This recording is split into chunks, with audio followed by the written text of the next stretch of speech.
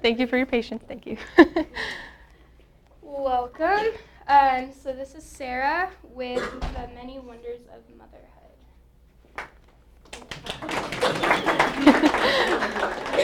Feel awkwardly close. Okay. So, I want to be a mother, not only to my own children someday, but to any who are in need of a mother. I want to love those who know only a broken love, and I want to be able to do it with no fear in my heart, with reckless abandon. I want to take any child under my wing and love them with the love of a woman who fears the Lord. The love of a mother was given to us from God so that we may use it to raise up his people and further his kingdom.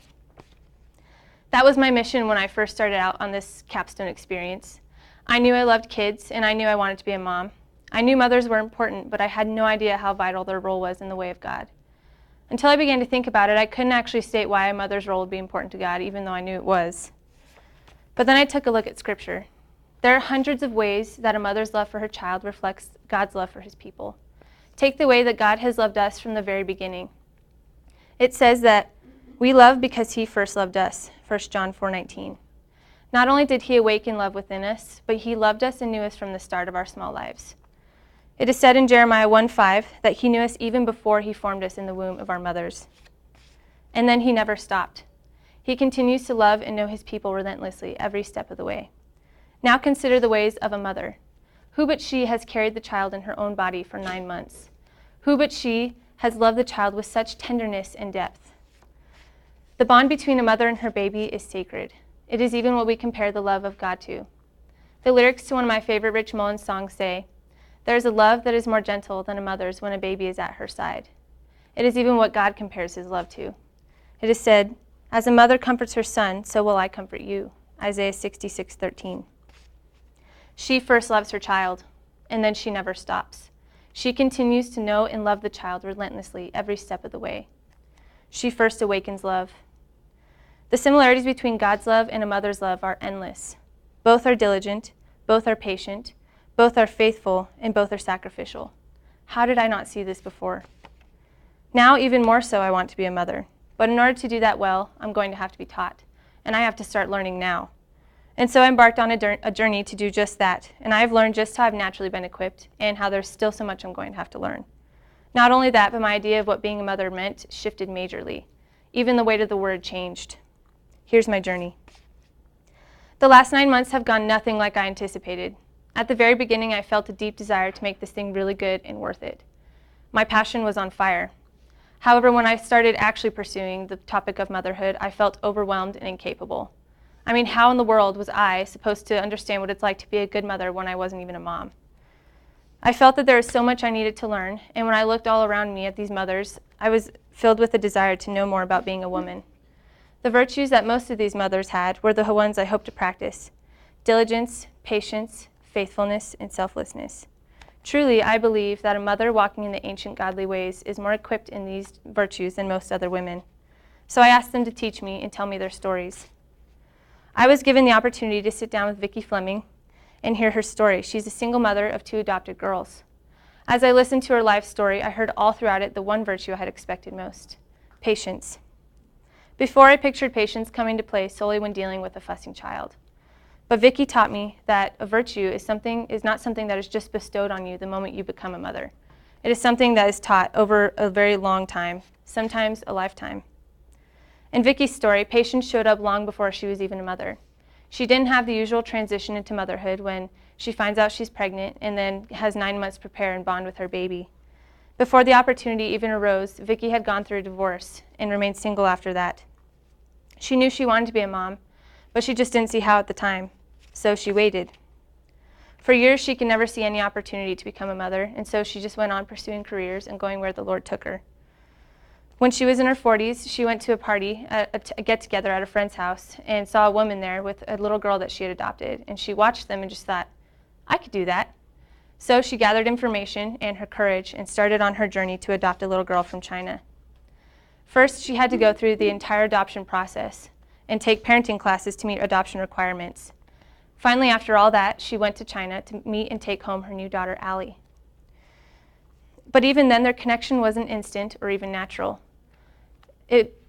She could see that even this little baby girl suffered trauma from being separated from her mother. After a matter of hours, however, Allie understood that Vicky was there for her, and she was able to relax a bit.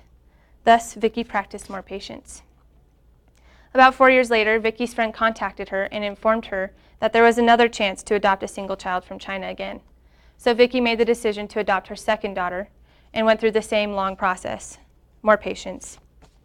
Now this was the moment that I first saw the virtue I hadn't even thought of or expected to see. Trust. Vicky told me she remembers sitting in the hotel room in China. Her new daughter Grace was crying, and Allie was crying, and Vicky herself was crying, just thinking, what have I done? I can't handle 2 kids. What was I thinking? But then she just stepped back and she breathed and said, God, you brought us here and you'll help us through this. And he did. I remember the way those words stirred my heart when I heard her say them. Something about the idea of her being so willing to swallow her fear and press on in faith seemed so extremely freeing to me. And when I looked at myself, I realized how difficult it was for me to both be patient and to trust. I also realized that these 2 things went hand in hand. In order to have patience, I must have trust.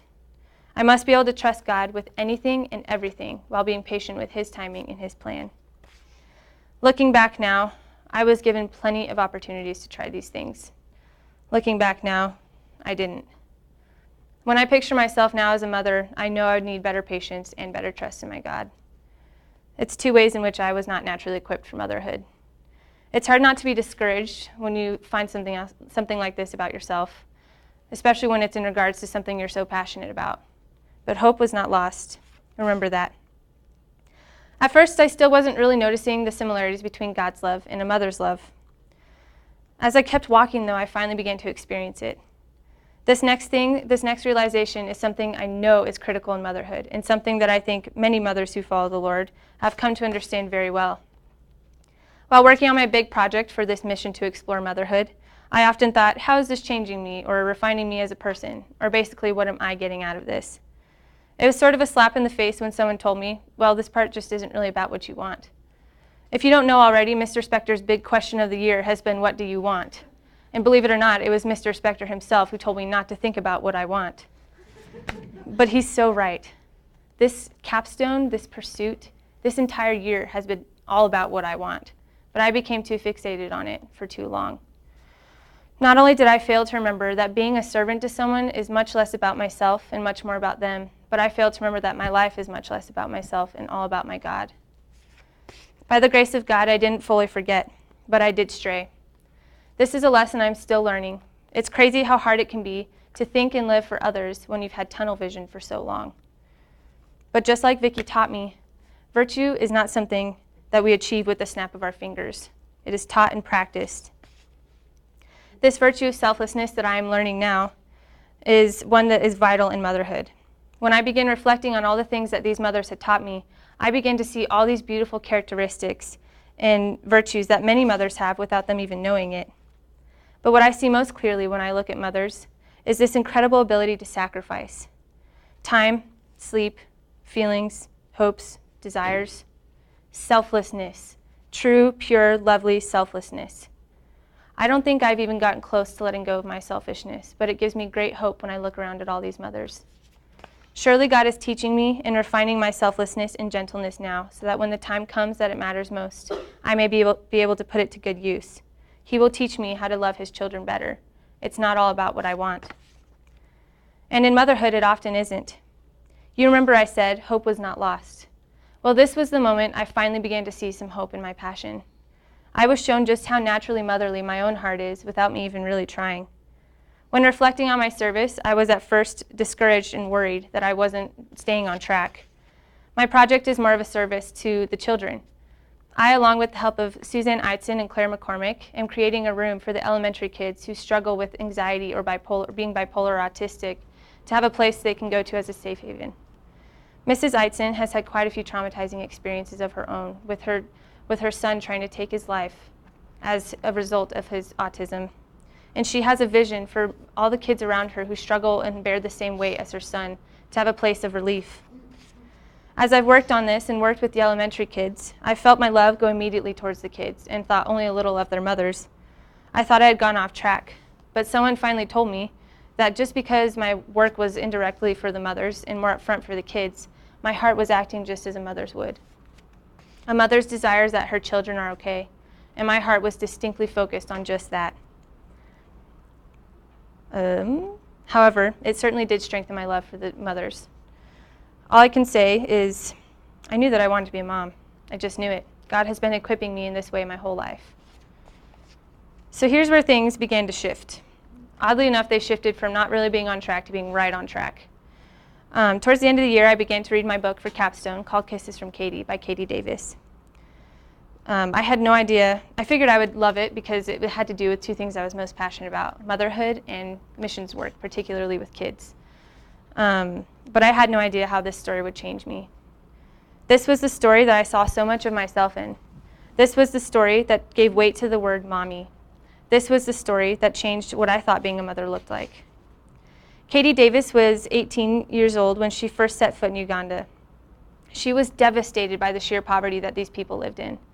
Despite their environment, Katie felt absolutely in love with the people of Uganda, and she felt God nagging at her heart.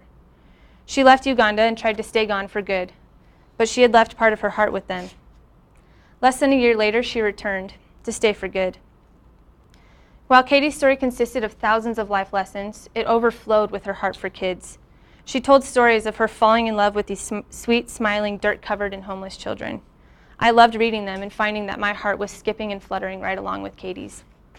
She tells a story of one day in Uganda that she spent at a wedding.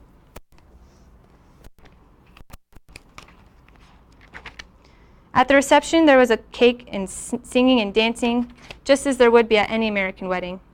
One thing that wasn't like an American wedding, however, was the congregation of street children at the gate, all longing to join the party inside.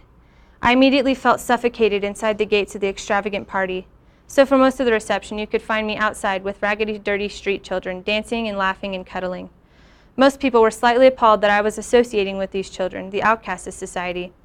Many of the fancily dressed guests at the wedding even came and told me that I probably shouldn't associate with these children, let alone kiss them and let them bury their faces in my hair. "They are street children," the people would cry, as if it was some kind of sin, as if the children could help it. We had so much fun, though. The children ate up every bit of attention I could give, danced as close to me as they possibly could, and lavished me with love. We spun and laughed until we ached and had to collapse in the grass outside of where the reception was taking place. Those who had been shy at first ended up snuggled close at my side, petting my hair or kissing my hands. The smallest ones fell asleep in my lap, despite the blaring music from the wedding. Those who could speak English wanted to know all about me and thanked me unnecessarily for spending time with them. They were so happy. I can't describe the new light in their eyes after all of our dancing. It's that light. It's that happiness. It's that love.